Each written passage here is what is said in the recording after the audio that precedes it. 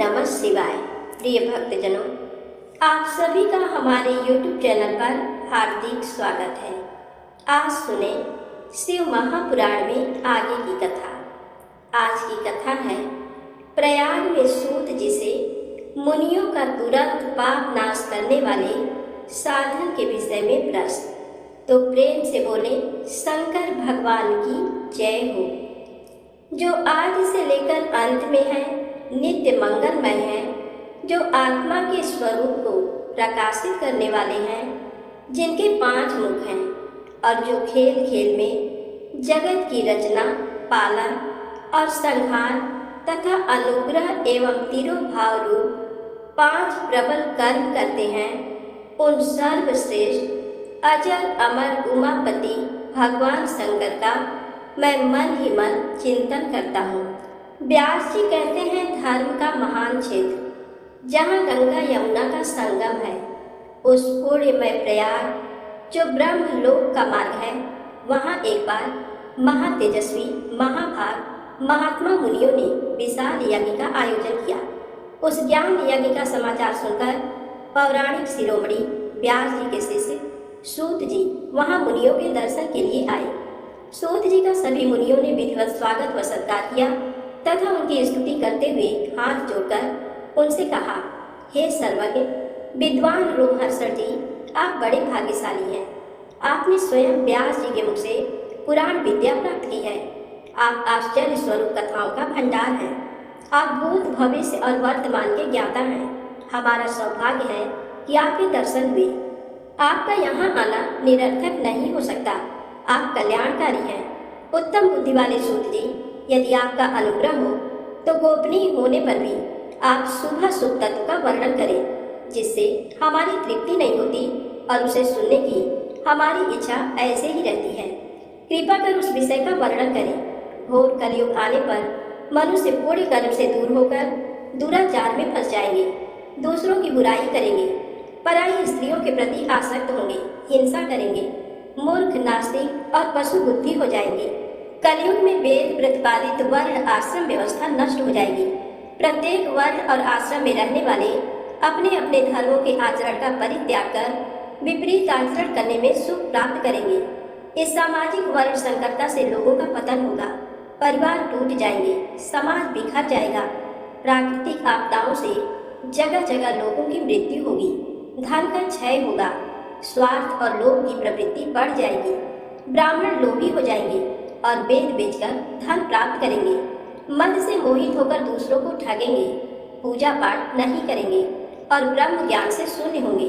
क्षत्रिय अपने धर्म को त्याग कर कुसंगी, पापी और व्यभिचारी हो जाएंगे। शौर्य से रहित हो वे शूद्रों जैसा व्यवहार करेंगे और काम के अधीन हो जाएंगे। वैश्य धर्म से विमुख हो संस्कार भ्रष्ट होकर कुमार्गी धनोपार्जन परायण होकर नाप तौल में ध्यान लगाएंगे। शूद्र अपना धर्म कर्म छोड़कर अच्छी वेशभूषा से सुशोभित हो व्यर्थ में घूमेंगे। वे कुटिल और ईर्ष्यालु होकर अपने धर्म के प्रतिकूल हो जाएंगे। कुकर्मी और वाद विवाद करने वाले होंगे। वे स्वयं को कुलीन मानकर सभी धर्मों और वर्णों में विवाह करेंगे। स्त्रियां सदाचार से विमुख हो जाएंगी। वे अपने पति का अपमान करेंगी और सास ससुर से लड़ेंगी, मलिन भोजन करेंगी। उनका शील स्वभाव बहुत बुरा होगा। सूत जी, इस तरह जिनकी बुद्धि नष्ट हो गई है और जिन्होंने अपने धर्म का त्याग कर दिया है, ऐसे लोग लोक परलोक में उत्तम गति कैसे प्राप्त करेंगे? इस चिंता में हम सभी व्याकुल हैं। परोपकार के समान कोई धर्म नहीं है। इस धर्म का पालन करने वाला दूसरों को सुखी करता हुआ स्वयं भी प्रसन्नता अनुभव करता है। ये भावना यदि निष्काम हो तो कर्ता का हृदय शुद्ध करते हुए उसे परम गति प्रदान करती है। हे महामुने, आप समस्त सिद्धांतों के ज्ञाता हैं। कृपा कर कोई ऐसा उपाय बताइए जिससे इन सब के पापों का तत्काल नाश हो जाए। व्यास जी कहते हैं, उन श्रेष्ठ मुनियों की ये बात सुनकर सूत जी मन ही मन परम श्रेष्ठ भगवान शंकर का स्मरण करके उनसे इस प्रकार बोले। सूत जी कहते हैं, साधु महात्माओं, आपने बहुत अच्छी बात पूछी है। ये प्रश्न तीनों लोगों का हित करने वाला है। आप लोगों के स्नेहपूर्ण आग्रह पर गुरुदेव व्यास का स्मरण कर मैं समस्त पाप राशियों से उद्धार करने वाले शिव पुराण की अमृत कथा का वर्णन कर रहा हूँ। ये वेदांत का सार सर्वस्व है। यही परलोक में परमार्थ को देने वाला है तथा दुष्टों का विनाश करने वाला है। इसमें भगवान शिव के उत्तम यश का वर्णन है। धर्म, अर्थ, काम और मोक्ष आदि पुरुषार्थों को देने वाला पुराण अपने प्रभाव की दृष्टि से वृद्धि तथा विस्तार को प्राप्त हो रहा है। शिव पुराण अध्ययन से कलयुग के सभी पापों में लिप्त जीव उत्तम गति को प्राप्त होंगे। इसके उदय से ही कलयुग का उत्पात शांत हो जाएगा। शिव पुराण को वेद तुल्य माना जाएगा। इसका प्रवचन सर्वप्रथम भगवान शिव ने ही किया था। इस पुराण के 12 खंड या भेद हैं। ये 12 संहिताएं हैं: विद्येश्वर संहिता, रुद्र संहिता, विनायक संहिता, उमा संहिता, सहस्रकोटि रुद्र संहिता, एकादश रुद्र संहिता, कैलाश संहिता, सत्य रुद्र संहिता, कोटि रुद्र संहिता, मातृ संहिता, वायवीय संहिता तथा धर्म संहिता। विद्येश्वर संहिता में 10,000 श्लोक हैं। रुद्र संहिता, विनायक संहिता, उमा संहिता और मातृ संहिता प्रत्येक में 8-8 हजार श्लोक हैं। एकादश रुद्र संहिता में 13,000, कैलाश संहिता में 6,000, सतरुद्र संहिता में 3,000, कोटि रुद्र संहिता में 9,000, सहस्र कोटि रुद्र संहिता में 11,000, वायवीय संहिता में 4,000 तथा धर्म संहिता में 12,000 श्लोक हैं। शिव पुराण में कुल 1 लाख श्लोक हैं, परंतु व्यास जी ने इसे 24,000 श्लोकों में संक्षिप्त कर दिया है। पुराणों की क्रम संख्या में शिव पुराण का चौथा स्थान है, जिसमें 7 संहिताएं हैं। पूर्व काल में भगवान शिव ने 100 करोड़ श्लोकों का पुराण ग्रंथ ग्रंथित किया था। सृष्टि के आरंभ में निर्मित ये पुराण साहित्य अधिक विस्तृत था। द्वापर युग में द्वैपायन आदि महर्षियों ने पुराण को 18 भागों में विभाजित कर 4 लाख श्लोकों में इसको संक्षिप्त कर दिया। इसके उपरांत व्यास जी ने 24,000 श्लोकों में इसका प्रतिपादन किया। ये वेद तुल्य पुराण विद्येश्वर रुद्र संहिता, सत्य रुद्र संहिता, कोटि रुद्र संहिता, उमा संहिता, कैलाश संहिता और वायवीय संहिता नामक 7 संहिताओं में विभाजित है। ये 7 संहिताओं वाला शिव पुराण वेद के समान प्रामाणिक तथा उत्तम गति प्रदान करने वाला है। इस निर्मल शिव पुराण की रचना भगवान शिव द्वारा की गई है तथा इसको संक्षेप में संकलित करने का श्रेय व्यास जी को जाता है। शिव पुराण सभी जीवों का कल्याण करने वाला, सभी पापों का नाश करने वाला है। यही सत्पुरुषों को कल्याण प्रदान करने वाला है। ये तुलना रहित है तथा इसमें वेद प्रतिपादित अद्वैत ज्ञान तथा निष्कपट धर्म का प्रतिपादन है। शिव पुराण श्रेष्ठ मंत्र समूहों का संकलन है तथा यही सभी के लिए शिव धाम की प्राप्ति का साधन है। समस्त पुराणों में सर्वश्रेष्ठ शिव पुराण ईर्ष्या रहित अंतःकरण वाले विद्वानों के लिए जानने की वस्तु है। इसमें परमात्मा का गान किया गया है। इस अमृतमय शिव पुराण को आदर से पढ़ने और सुनने वाला मनुष्य भगवान शिव का प्रिय होकर परम गति को प्राप्त कर लेता है। व्यास जी कहते हैं, सूत जी के वचनों को सुनकर सभी महर्षि बोले, भगवान आप वेद तुल्य अद्भुत एवं पुण्यमयी शिव पुराण की कथा सुनाइए। सूत जी ने कहा, हे महर्षिगण, आप कल्याणमय भगवान शिव का स्मरण करके वेद के सार से प्रकट शिव पुराण की अमृत कथा सुनिए। शिव पुराण में भक्ति, ज्ञान और वैराग्य का गान किया गया है। जब सृष्टि आरंभ हुई तो 6 कुलों के महर्षि आपस में वाद विवाद करने लगे कि अमुक वस्तु उत्कृष्ट है, अमुक नहीं। जब इस विवाद ने बड़ा रूप धारण कर लिया तो सभी अपनी शंका के समाधान के लिए सृष्टि की रचना करने वाले अविनाशी ब्रह्मा हाथ जोड़कर कहने लगे, हे प्रभु, आप संपूर्ण जगत को धारण कर उनका पोषण करने वाले हैं। प्रभु, हम जानना चाहते हैं कि संपूर्ण तत्वों से परे परात्पर पुराण पुरुष कौन है। ब्रह्मा जी ने कहा, ब्रह्मा, विष्णु, रुद्र और इंद्र आदि से युक्त संपूर्ण जगत समस्त भूतों एवं इंद्रियों के साथ पहले प्रकट हुआ है। वे देव महादेव ही सर्वज्ञ और संपूर्ण है। भक्ति से ही इनका साक्षात्कार होता है, दूसरे किसी उपाय से इनका दर्शन नहीं होता। भगवान शिव में अटूट भक्ति मनुष्य को संसार बंधन से मुक्ति दिलाती है। भक्ति से उन्हें देवता का कृपा प्रसाद प्राप्त होता है। जैसे अंकुर से बीज और बीज से अंकुर पैदा होता है, भगवान शंकर का कृपा प्रसाद प्राप्त करने के लिए आप सब ब्रह्मर्षि धरती पर सहस्रों वर्षों तक चलने वाले विशाल यज्ञ करो। यज्ञपति भगवान शिव की कृपा से ही विद्या के सार तत्व साध्य साधन का ज्ञान प्राप्त होता है। शिव पद की प्राप्ति साध्य और उनकी सेवा ही साधन है तथा जो मनुष्य बिना किसी फल की कामना किए उनकी भक्ति में डूबे रहते हैं वही साधक हैं। कर्म के अनुष्ठान से प्राप्त फल को भगवान शिव के श्री चरणों में समर्पित करना ही परमेश्वर की प्राप्ति का उपाय है तथा यही मोक्ष प्राप्ति का एकमात्र साधन है। साक्षात महेश्वर ने ही भक्ति के साधनों का प्रतिपादन किया है। कान से भगवान के नाम गुण और लीलाओं का श्रवण, वाणी द्वारा उनका कीर्तन तथा मन में उनका मनन शिव पद की प्राप्ति के महान साधन है तथा इन साधनों से ही संपूर्ण मनोरथों की सिद्ध होती है।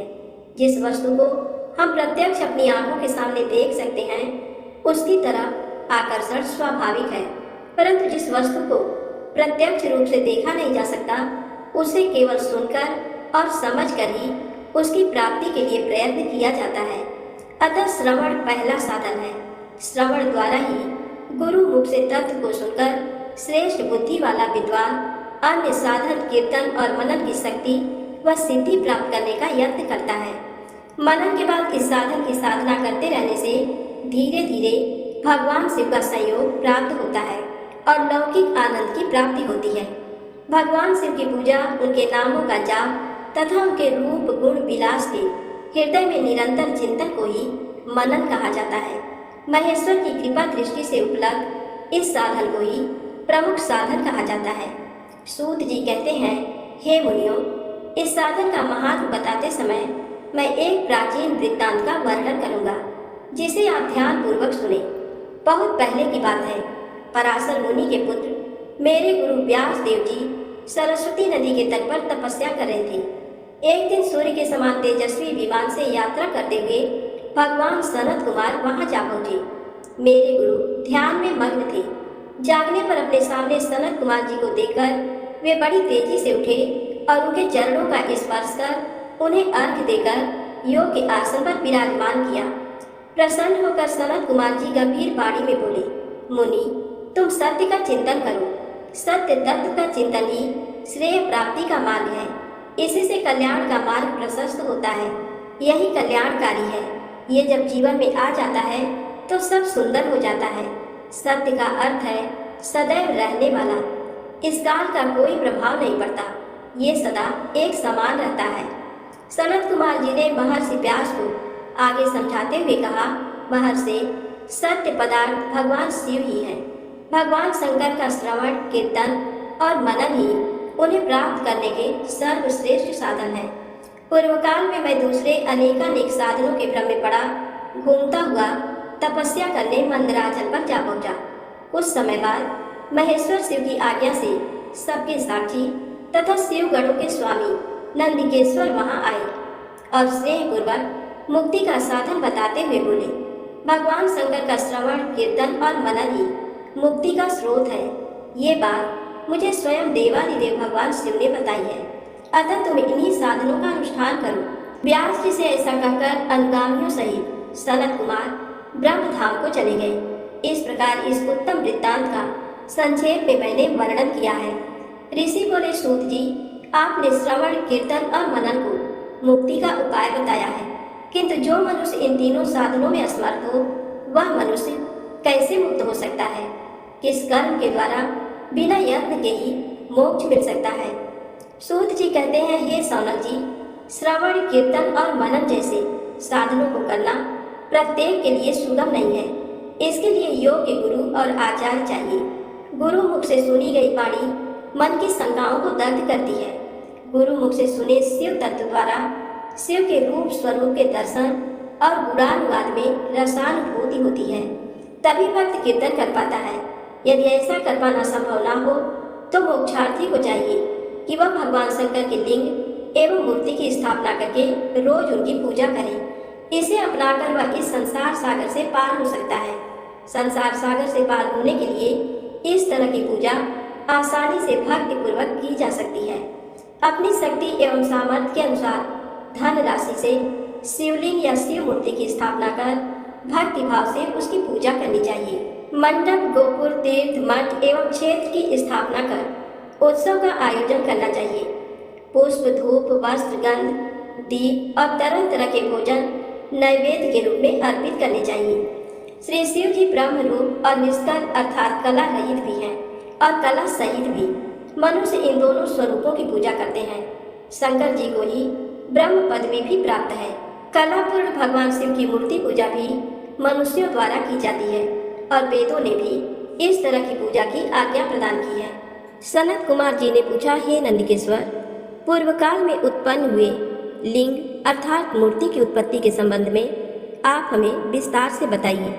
नंदिकेश्वर ने बताया, मुनीश्वर, प्राचीन काल में एक बार ब्रह्मा और विष्णु के मध्य युद्ध हुआ तो उनके बीच स्तंभ रूप में शिव जी प्रकट हो गए। इस प्रकार उन्होंने पृथ्वी लोक का संरक्षण किया।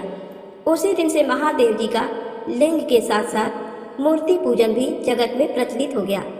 अन्य देवताओं की साकार अर्थात मूर्ति पूजा होने लगी, जो कि अभीष्ट फल प्रदान करने वाली थी, परंतु शिव जी के लिंग और मूर्ति दोनों रूप ही पूजनीय है। नंदिकेश्वर बोले, पूर्व काल में श्री विष्णु अपनी पत्नी श्री लक्ष्मी जी के साथ शेर सैया पर शयन कर रहे थे। तब एक बार ब्रह्मा जी वहां पहुंचे और विष्णु जी को पुत्र कहकर पुकारने लगे, पुत्र उठो, मैं तुम्हारा ईश्वर तुम्हारे सामने खड़ा हूँ। ये सुनकर विष्णु जी को क्रोध आ गया। फिर भी शांत रहते हुए वे बोले, पुत्र तुम्हारा कल्याण हो, कहो अपने पिता के पास कैसे आना हुआ। ये सुनकर ब्रह्मा जी कहने लगे, मैं तुम्हारा रक्षक हूँ, सारे जगत का पितामह हूँ, सारा जगत मुझ में निवास करता है।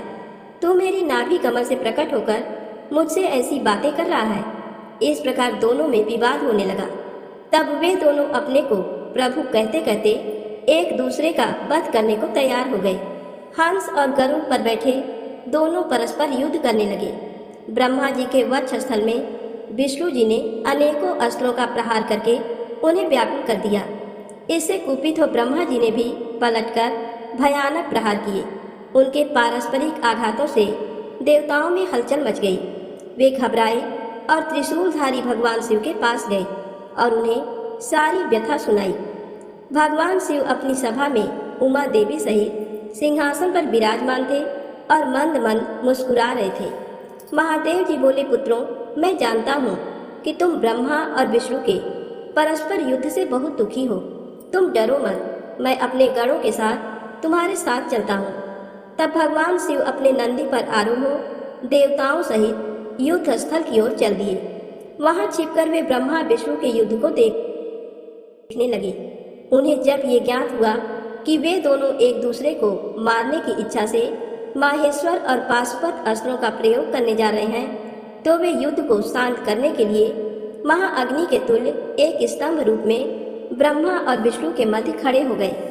महाअग्नि के प्रकट होते ही दोनों के अस्त्र स्वयं ही शांत हो गए।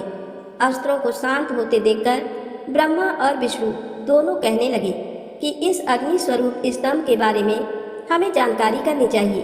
दोनों ने उसकी परीक्षा लेने का निर्णय लिया। भगवान विष्णु ने शूकर रूप धारण किया और उसको देखने के लिए नीचे धरती में चल दिए। ब्रह्मा जी हंस का रूप धारण करके ऊपर की ओर चल दिए। पाताल में बहुत नीचे जाने पर भी विष्णु जी को स्तंभ का अंत नहीं मिला। अंत में वे वापस चले आए।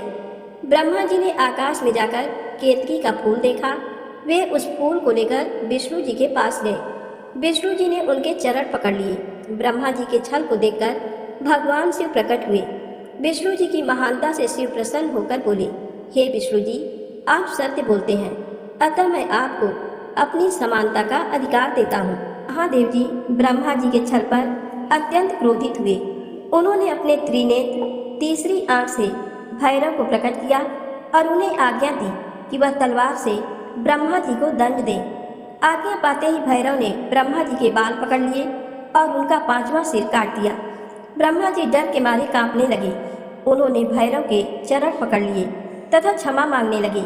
इसे देखकर श्री विष्णु ने भगवान शिव से प्रार्थना की कि आपकी कृपा से ही ब्रह्मा जी को 5वां सिर मिला था, अतः आप इन्हें क्षमा कर दें। तब शिव जी की आज्ञा पाकर ब्रह्मा को भैरव ने छोड़ दिया। शिव जी ने कहा, तुमने प्रतिष्ठा और ईश्वरत्व को दिखाने के लिए छल किया है, इसलिए मैं तुम्हें साथ देता हूँ कि तुम सत्कार, स्थान व उत्सव से विहीन रहोगे।